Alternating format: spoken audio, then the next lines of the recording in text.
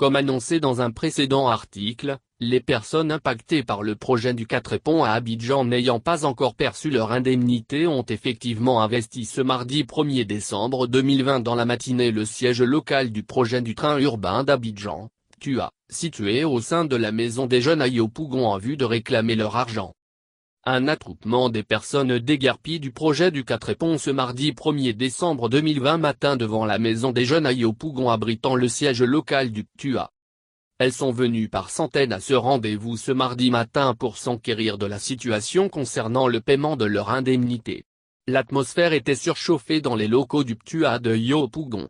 Il y a eu de chaudes discussions entre les victimes du projet du 4 ponts et des responsables du projet.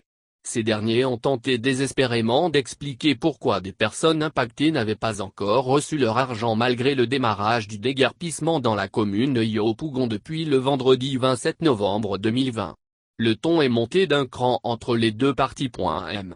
Gono Vincent a déguerpi qui n'a pas perçu son indemnité, ici sur les décombres de la maison qu'il louait détruite. Une vue des maisons détruites au sous-quartier d'Oukouré dans la commune de Yopougon le vendredi 27 novembre 2020. Les populations ne voulaient rien savoir, elles voulaient absolument se faire payer afin de se trouver un autre logement. Nous voulons notre argent maintenant. S'écriait-elle sur un ton de colère. C'est un accompagnement que l'État veut faire, ce sont les propriétaires qu'on indemnise en priorité dans le cadre du projet.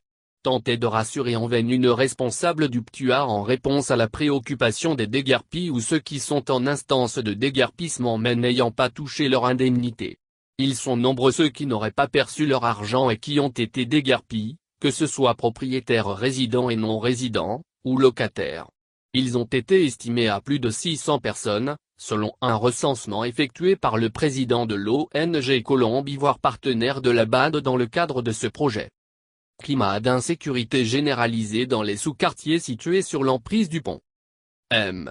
Gono Bertin, locataire d'une habitation de 8 portes au sous-quartier d'Oukouré à Yopougon, a confié qu'il n'a rien perçu comme argent alors qu'il a tous ses documents, mais la cour il habitait a été détruite le vendredi 26 novembre dernier et qu'il a vu ses biens volés par des malfrats lors de l'opération de déguerpissement.